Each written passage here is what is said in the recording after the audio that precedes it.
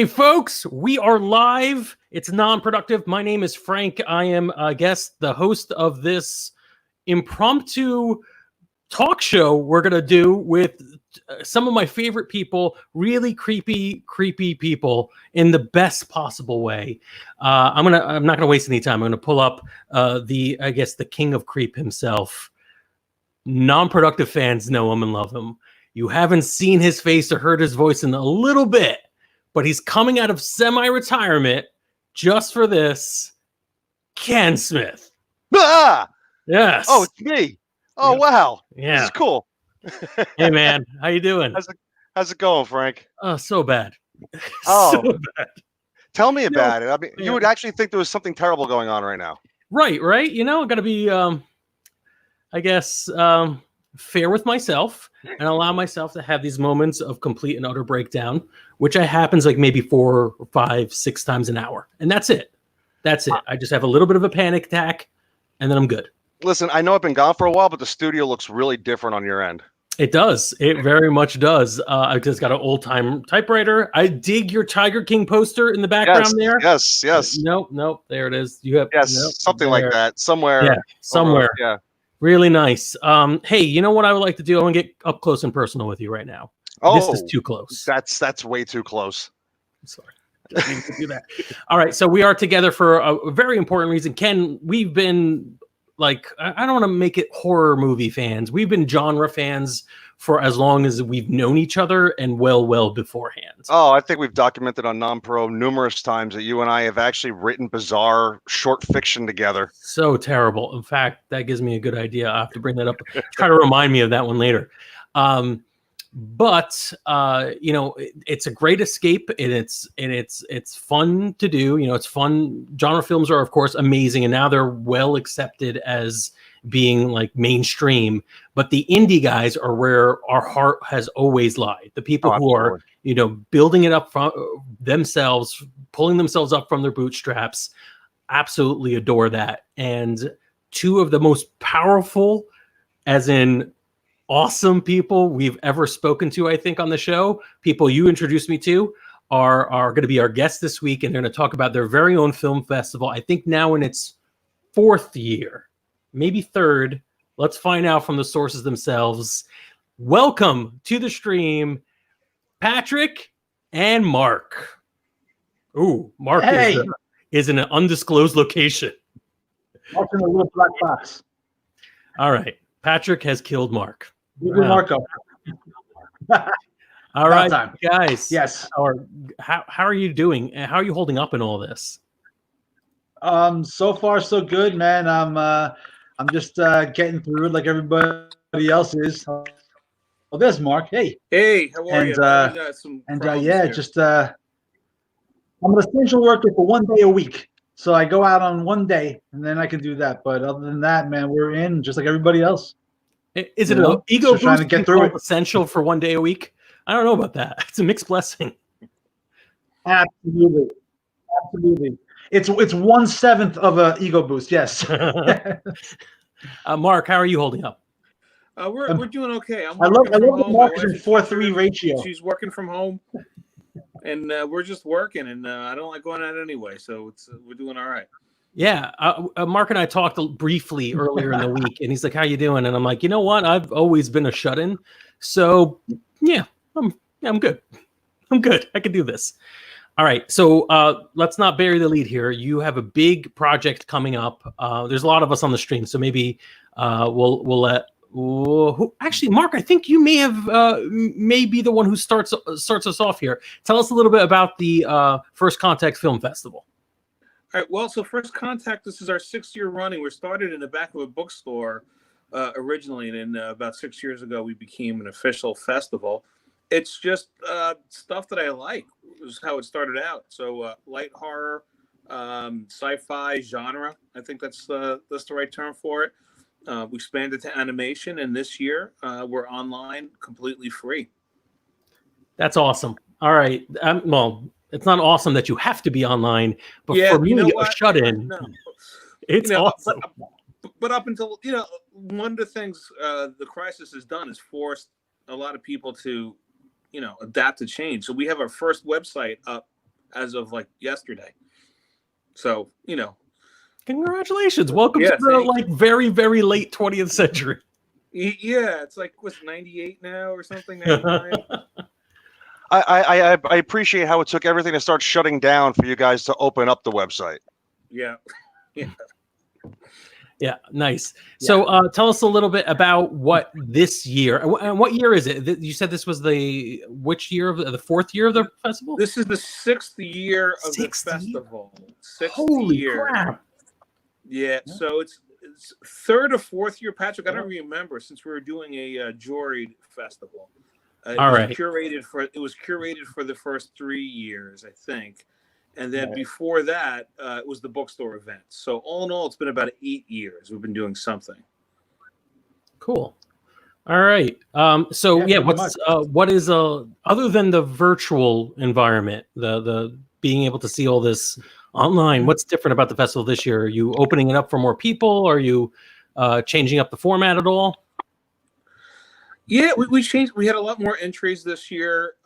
We have a lot more animations this year. I think about 1/3 of all the films entered were animations. Pat, should I tell them why? Why we have so many animations? He says yes. Yeah. Well, no, but that's up to you, man. But I'd say no. But anyway. Well, so for the last few weeks, I had I made a screw up, and I didn't charge for the animations. So we started getting animation films in, and I'm like, you know what? Like, I like some of these movies. What I like about this is, and it's like there's only a couple days left in the festival, and I get a phone call from Patrick. It's like, Mark, why do we get 50 movies today? I'm like, what? You know what I like about this? I love it's probably the idea that somebody was like, hey, they're not charging. Let me animate the hell out of this. They're drawing really fast in the corner. Nice. On the last day. Yeah. All right. That tracks. I think you strained a lot of animators' wrists, and for good reason, for good cause. I'm super excited for when you open up the gates on this. Do you what are the grand opening is tomorrow, right? Friday, Saturday. Oh, is it Saturday? What the hell? Did I do any research about this at all? Obviously not. No. All right. Yeah. So this is your first time ever watching a movie? No. First time ever. Yes. These are all romantic comedies. Yeah. Good. Yeah. Yes. And well, there is a romantic comedy. All right. Cool. I got one right. So it's Saturday. You're Okay, cool. Sometime. So Saturday, and it's going to be a couple of days, right? It's about a week. It's running all week. All right, cool. That's actually one of the things I'm curious. I'll say I'm really curious about when I saw that. I mean, you're actually letting it go for a week. Is that because of the current situation, or was that something that like you guys are planning? Like normally, a show like this is just a weekend, right? So for the last few years, it was one day. We started as a 2-day. We started out. It was actually part of a con, like it was called a Creator Con, but it was a cosplay event, and that ran 2 days. So we used to do it as a 2-day event, and then once we left that, we did that as a 1-day event. So this is because of the current situation. Now, actually, can you tell me a little bit too about how that works? Like having it open all week. I mean, I would assume it's because it allows a lot more people to be able to view the stuff. But how does the people viewing also help determine any kind of victors in the festival? Do you want to answer that, Pax? You're the jury chair. Oh, this is going to be super creepy. Before Pat answers it, as we get things together, we're going to do pick your own Boutros. There you go. Oh, we're not doing that one. All right. I'm going to drop out of this one. All right. All right. We may have a little bit of echo there. Yeah, the headphones are on. Now we are playing. All right. Did we say we were going live at 9? We meant 9:10. All right. So let's review with me. The festival was on like 6 years, not 3. Correct. It's a not romantic comedy, but there's some. There might be some, yeah. Boutros is not insane, right? I haven't determined that one yet. Oh, we'll find out. All right. So Pat, you were going to give us some info about the judging. No. Yeah. We don't really do it for audience participation or popularity or whatever. We have 9 judges this year. Last year, I believe we had 7, but this year we have 9 judges who watch the films and they tell us what they think. And Mark and I base all the decisions upon what they give back to us. So it's not just, the two of us looking at films and saying, I like this one or that one. We have a wide variety of people. This year was 5 ladies and 4 guys. And yeah, they just the notes they gave me back on these films, the way they reviewed them, amazing. The level of detail, it made it very, very easy for us to determine overall who should be nominated, and by Sunday night we'll announce who actually wins, the best in each category. Yeah, and on top of that, we Patrick and I, as directors of the festival, we reserve one dictatorial, arbitrary vote for our favorite film. So we have a directors awards, but other than that, we let the legislature decide until we get mad and we dismiss them. So just benevolent time. Right. Yes. Right. Yes. Yeah. Cool. Very good. So you're both obviously you're independent filmmakers. You've lived the other side of this. You're still living the other side of this, submitting to festivals and what Currently, yes. Yeah. What experiences did you have there that helped you kind of build this thing out after all these years? Do you want to go, Pat, or I'll answer that too? But yeah, sure. I'll do it. Yeah, it gives us an even deeper respect for what everyone's doing. I mean, it's when I first started out and we started doing the festival circuit, it was always, I wonder how they're going to like my work, and when we started doing the festival and started seeing so many films come in and high quality stuff, I mean, large studios got nothing on some of these films. It's just amazing. And they're so beautiful and they've worked so hard on this, just like we work hard on our work. It's like, we just want to make sure that they're respected. We want to make sure that everyone gets a fair shot. And at the end of all of this, it's really hard to determine because some of them are just so close and so good. And I know how much it takes for us to do this. And then when over 200 films show up and you can see the collective hours and the collective work and the ideas, it just gives me an entire new appreciation for it. And every year they just keep getting better and better. And people write that off as, oh, well, technology is better. It's like, nah, that's nonsense. People are just trying harder. I really believe it. They're taking the better technology and they're trying harder. And it comes through in the stories, it comes through in the acting, it comes through in the delivery, and it comes through in the production. And that's what we get to see, hundreds of these things every year, which is so freaking cool. Yeah, and for me, I would add, so starting even in a bookstore with Claire and Hugh Brammer, who owned the bookstore, and they would bring in comic book artists and graphic novelists and authors, and mystery was part of it, and we would do the film content. It was a closeness with the audience, right? So I always enjoyed that as a filmmaker to just be in a room, and just be able to talk about it and talk about what they're into, and the people that were coming to these things were artists in some other way, oftentimes, and just to see what they're working on. And it was just this free exchange of ideas, and I think that never left the festival in all the iterations we've been through. And I really, as a filmmaker, really enjoyed just meeting other filmmakers, and sometimes I'm blown away. So we usually have it at Lake Hopatcong in New Jersey, which is kind of unless you live in Lake Hopatcong, it's far away, and then you're kind of up toward that way, at least from my point of view, and it's still probably far away from you. And I actually go fishing over there, so I love that area. It's a beautiful area, but it's tough to ask for people to come out for a film fest for the day, and people do, and it's amazing that filmmakers come out. We've had films represented from LA, from Edith was she's a judge this year, but she represented a film from Spain, and we've had people come from all over the world to represent their films in this little 35-seat log cabin theater in the middle of the woods in New Jersey. And I don't even know how that happened. You know what it is? I think a big part of it is a celebration of film, right? So when I see you folks talking about any of the things you've done, it's always, and it's not even necessarily even has to be the thing you personally worked on, a friend of yours or colleagues or someone you worked on with in the past. It's always like, look at this amazing thing, look at this amazing accomplishment. And that's got to feel great being part of that and receiving that if you're submitting to this festival. Yeah, yeah. Thank you. I mean, like, I hope that's the case. Oh yeah, I mean, I love that kind of stuff. Pat's in a talking world. over each other, brother. You go ahead. Go ahead.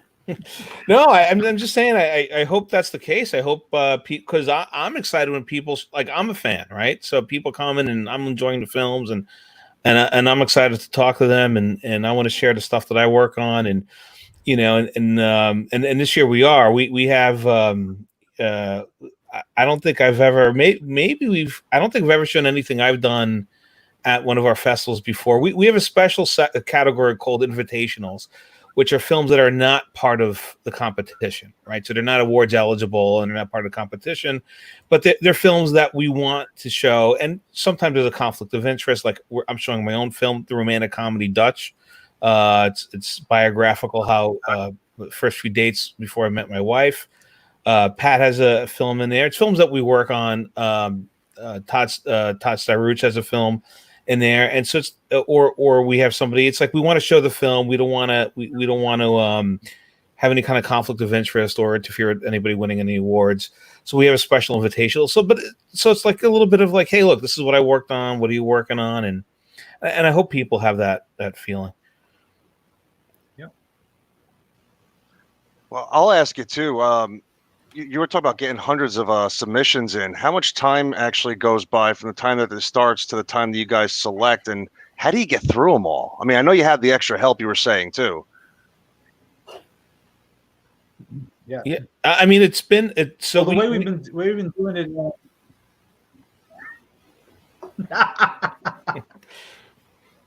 Pat goes. I'm going to take this one, Mark. Yes, go ahead. All right, cool. The way we've been doing it is pretty much when the festival ends, shortly thereafter we open up for the next year, and it gives people a long time to really get their stuff ready and send it in. It also gives our judges a lot of time to sit back and relax and watch it properly instead of having to rush through anything. We never want that. We never want someone to say, "Oh wow, I got to get through 10 films today," because that's not fair. You can't enjoy it. You can't see what the filmmakers are doing if you do that. So we try to give them as much time as possible so they can do it at their leisure. They can see their families and do whatever they need to do. And if they got a day or two off, hey, they see some films that day. And I think that's when they can really concentrate on them and give them a lot of notes and then give us those things. So but yeah, I mean, when we see that many,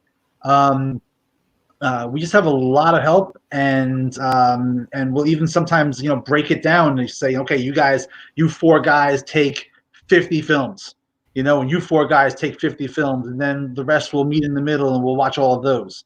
We try to be fair to the judges too, because I mean they're volunteer basis. I mean, they don't work for us. We don't make any money at this, so it's like whoever's involved in this is doing it voluntarily, and so you can't really make demands on people who are doing volunteer work. So yeah, they just do it because they love it. They've been involved in indie films and they just love doing it. So we get raw, genuine opinions, and they don't hold back. If they don't like it, wow, they let us know. But if they do like it, that's opposite, man. If they really like it, they're gonna rave about it, and then I can really judge what people are seeing. So yeah, I gotta ask, what is the craziest comment you got on either one of your films or one of the films at the festival? On one of my films that I've done in another festival, or either one of your films or one of the films that aired at your festival? Well, so Dutch I asked for feedback from one festival and I didn't do that well there, and I read one judge's feedback, and it was I really understood where the main character was coming from. He was completely unsympathetic. So I'm not sure what that meant. Someone with a lot of self-loathing watching that movie, and it was like, So I was like, know this son of a bitch. That's me. That's me I'm like, on there. okay. So that was the most interesting one I received. How about you, Pat, Pat? you want to take you read more of the comments than me. Yeah, we've had a bunch. We've had some really good ones. Recently, we Mark and I have a new movie out right now called Identity Check, and that's a new sci-fi film that we released in March, and that's also going to be part of this festival, just as an extra, so people can see what we do. But yeah, it's been floating around the festival circuit. And it's been doing really good. The festival circuit, as such as it is, but one of the reviews was from one of the audience members who just said nothing about the film, and at the very end, she said, "That fucking guy deserved it," just like that. You know, so one of the characters, and it was like she just zinged them, and I'm like, "That's cool." But my all-time favorite, and I think we even talked about this years ago on this show, the one sentence review for Zombie Hunters, because there's so many Irish in it. The one-line review was more like Night of the Living Mix. Wow. Wow. That's all it was. Put that on the DVD box. I said, all right, 12 years later, it's still giving me a laugh. So whoever said that to us, whoever sent us that review, thank you very much. Has it really been 12 years since Zombie Hunters? It's been going on 15. Yeah. Wow. Yeah, I got the idea in December of 2005, and we started writing in February of 2006. So yeah, it's going on 15 years. I'll say, so Pat and Mark, I know you guys have been collaborators for a while. I guess the question is, how long have you known each other, and how long have you been working together? We've known each other 29 years. I think, right? 1991. We've met. And so we've been working together since Zombie Hunter, 15 years. They got us beat, Ken. Right? By like I think you and I actually didn't meet until around 94, 95. Yeah. All right. By 3 or 4. Yeah. Bastards. I met him on a BBS. That's scary. No, it's true. True. That's absolutely true. Wow. My man was on an old BBS. For you kids out there, this was pre-internet, when you had to actually use a phone to dial someone else's computer to talk to them. And he was running an online a role-playing game, and we randomly met. Yeah. So yeah. Yeah. And then it turned out. Yeah. So it's before social media, before bulletin board. Like, yeah. So what was crazy? BBS. Wow. A bulletin board system. Yes, exactly. I was going to say it's been BBS. So. And this guy was home. This guy was home with mono.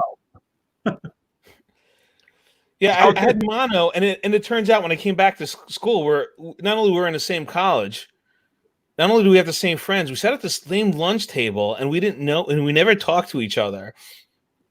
And and if you know what, you know what Pat looks like now. I mean, but like back then it was even worse, right? So I don't know how I met him. How high was the hair? Yeah, it was Robert Smith era. Like, wow, we wouldn't be able to keep you in frame right now. Right there you go. Yeah. All right. So I do have a question. When we're talking about stupid questions, I do have a question about Identity Check. How did you come up with some of the names you used? Because there are a lot of interesting names that were thrown out there. Is this at all is this an Easter egg? I felt like I wanted to research and go back and find are these characters from other films? What's happening?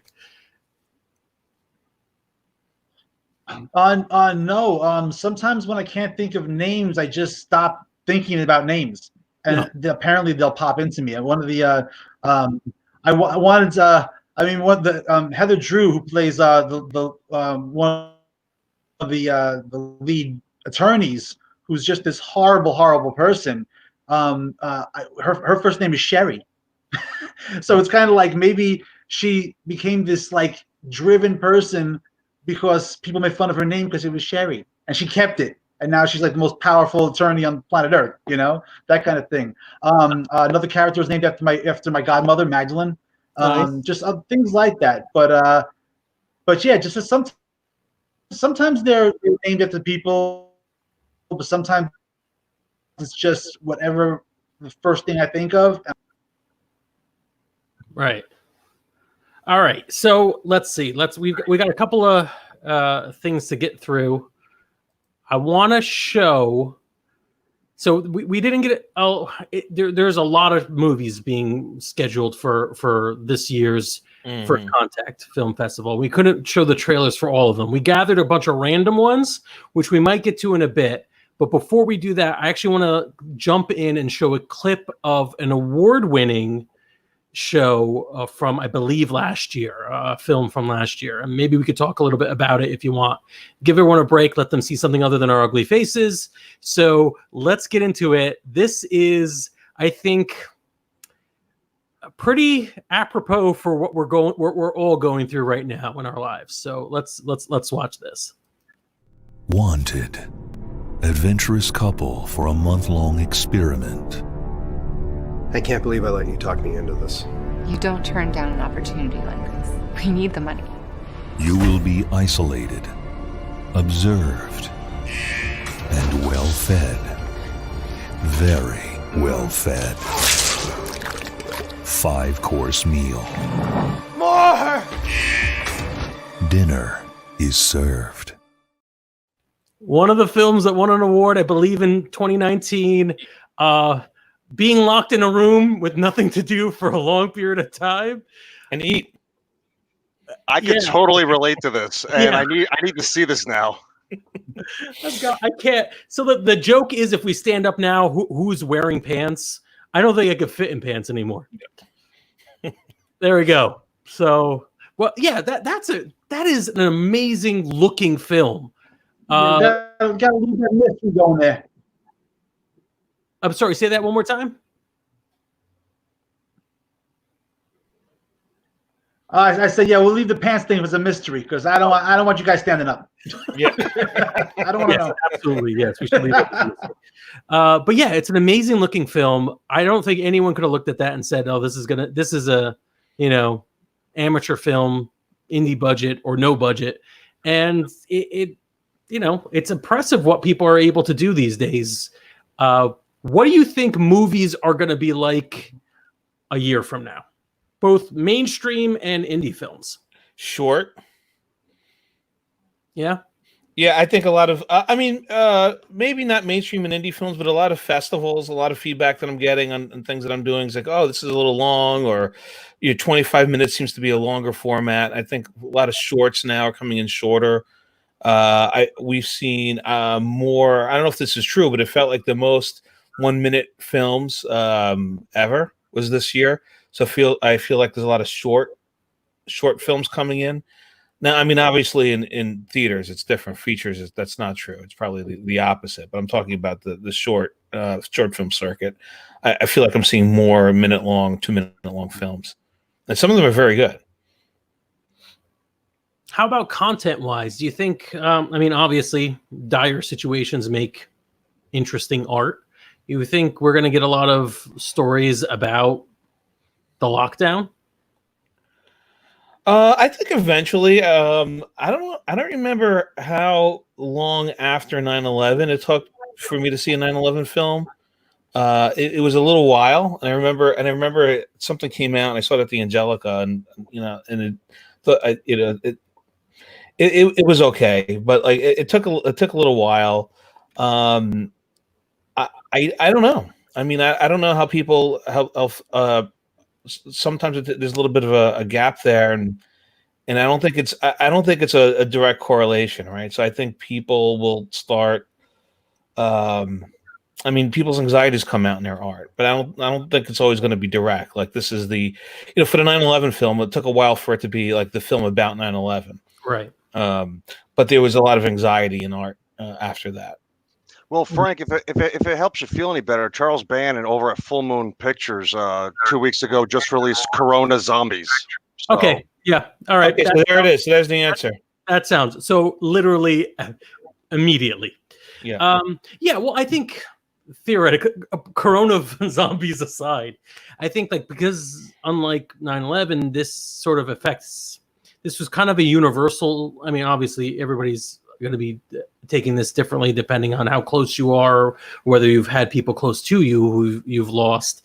But like, I think the idea, it's rare that we had moments where for a prolonged period of time, almost everyone's experiencing the same general dread. But so I think you said it over a prolonged period of time, because in my lifetime, right? So I didn't live through a world war or the 1918 flu. Every traumatic moment was instantaneous, right? It was 9/11 or Katrina or Hurricane Sandy for us, and so that was a relatively short, severe moment, as opposed to this long, prolonged. What's going to happen next? How is this going to affect art? How is this going to affect anything? When are we going to go back to work? And it's a completely different type of trauma. So I've not, and I've not experienced anything like it before. So I'm not sure what, obviously the world's changed forever, but in what way, I have no idea. Yeah. So one thing that might be coming up soon, and certainly it's featured a lot in the festival, is animation. You have a good reason for having so many animation submissions, and maybe Hollywood has a good reason to be animation a little harder, because maybe you could theoretically animate a part, right?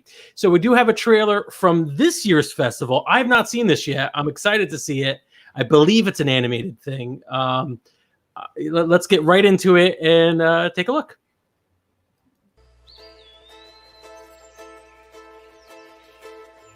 No hay fecha ni un lugar seguro, pero la historia que cuento sé que pasó, lo juro. ¿No lo sabías? Venimos a ofrecer sacrificios al Urkuyaya. Tu bastón toma los poderes de la luna llena y conviértelos en cautos animales, para luego comérselos. ¡Urkuyaya! ¡Guayna! ¡Guayna! El Urkuyaya viene por ella y por su guagua. El Urkuyaya nos comerá por tenerlos aquí.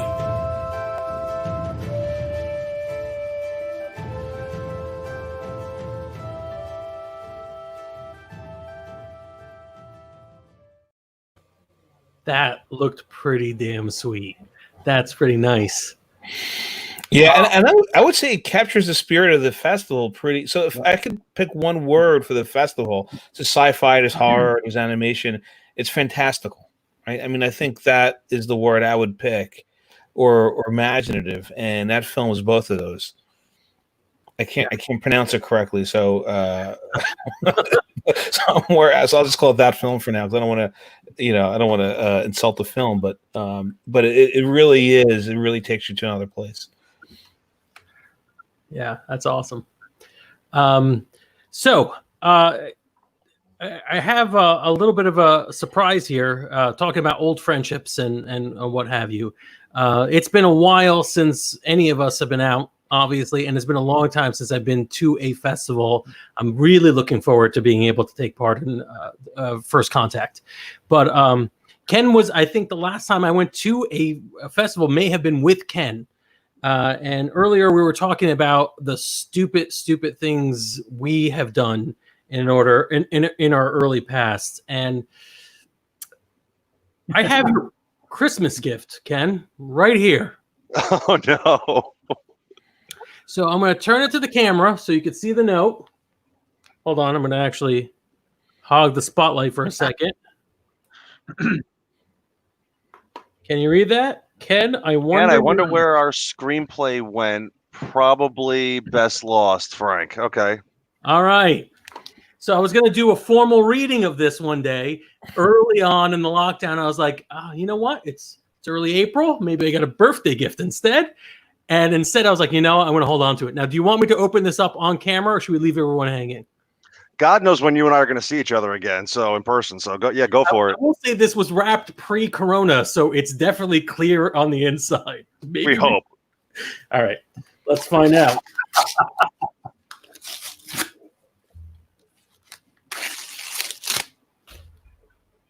Oh my God, who wrapped this?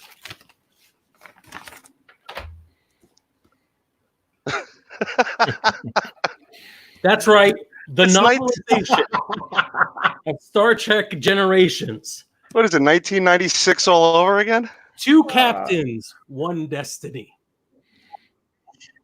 Including a special bonus behind-the-scenes making of the film in novel form? What? How does that even work? In the words of William Shatner, it was fun.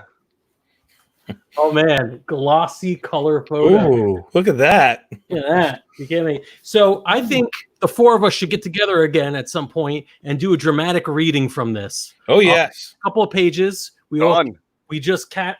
I'm in. We're all in? Yeah, absolutely. Nice. That's the future of filmmaking right there. Now I really wish I wore my Captain Kirk getup tonight. I actually took it off earlier because I didn't think it was going to look good on camera. It's always important. It's always about looking like a complete geek on camera.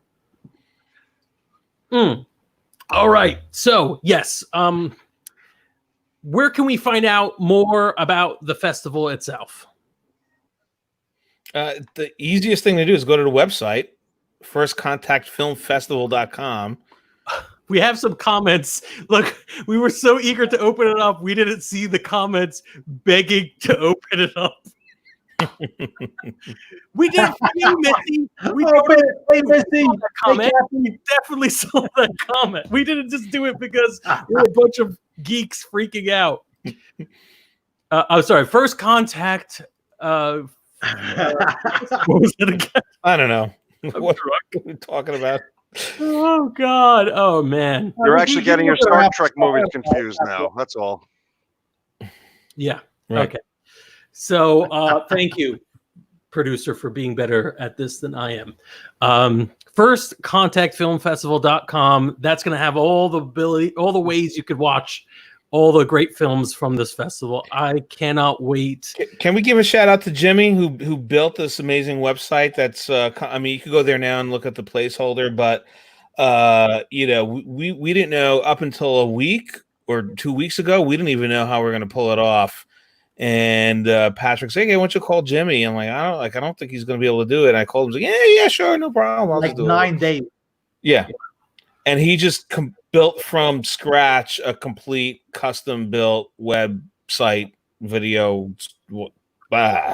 So I mean, just thank you, James Morrow. I don't even know. I don't even know what we do without him. But that's how you go watch it. You go on there, and there's going to be all the films that are there. I think it's 52, and you just go on there and just watch 10 hours of movies.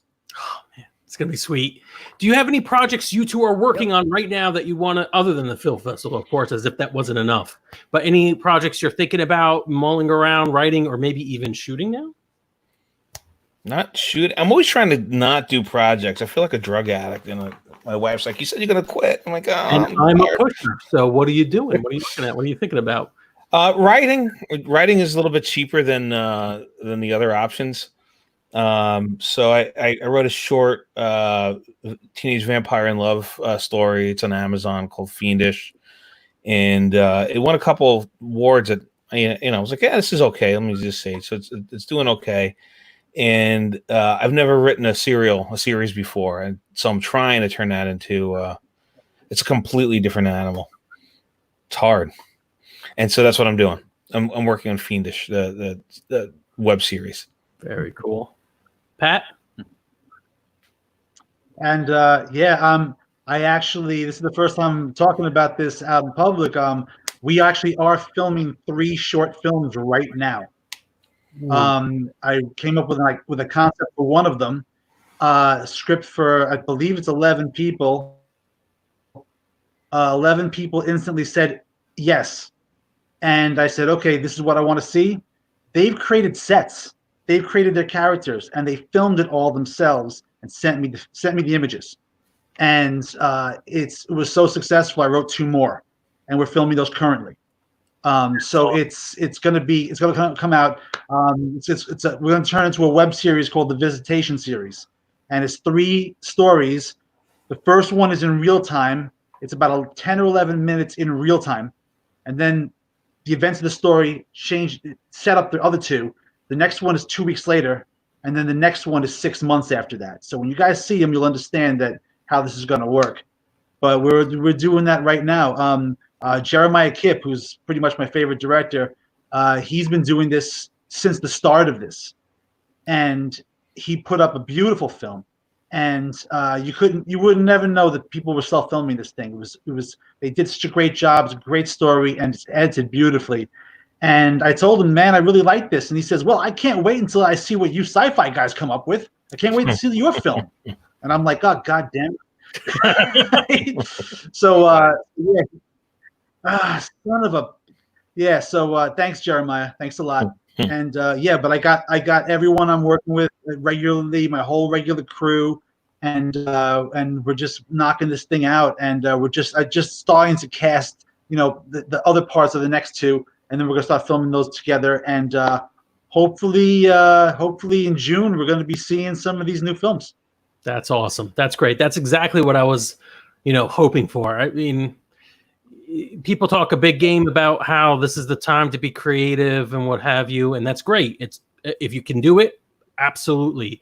But it's hard work. It's always been hard work, and now with the stress of living, it's even harder work. Actually, it's not like people have necessarily more time. It's important, and I'm super psyched to hear that you're working on some stuff, and I can't wait to see it. This has been great. Ken, you got questions for anybody? When it's done, we're just going to post it up for the world. Yeah, I can't wait. Yeah, no, I mean, I think we covered it all. I'm looking forward to checking out some of these films that are going on with the festival during the course of the week, and it's always good to be able to hang out with both of you guys. It's been too long since we've had a chance to see each other or talk to each other, so this has been fun. So thank you. It has been great. First Contact Film Festival. Thanks, Mark. Thanks, Pat. Thanks, Jimmy, for pulling this all together. Yeah, there he is. Yeah, thanks, Jimmy. Yeah, it's gonna. Oh, there he is. He's in the chat room. Jimmy talks. It's gonna be a lot of fun. Jimmy. Thank you. We can have you guys on afterwards. We'll talk a little bit about who won the festival, because I'm really excited about the fights that are gonna happen. It's gotta happen. One more very special we gotta give our shout outs to our patrons. They are the glue that holds together the gears of Non-Productive. We probably shouldn't be using that phrase because that's not good at all, right? Glue should hold together gears. That's not right. But thank you, patrons, for all the wonderful things you've done. Hey, you know what you deserve? Go to First Contact Film Festival and check out some free movies just for you and everybody else who finds the URL. But thank you all for joining me on this Thursday night. It's later than us old folks want to be up. So everyone, get to bed and stay healthy and stay sane. Stay safe, everybody. Guys, have a good night. Thanks, boys. All right.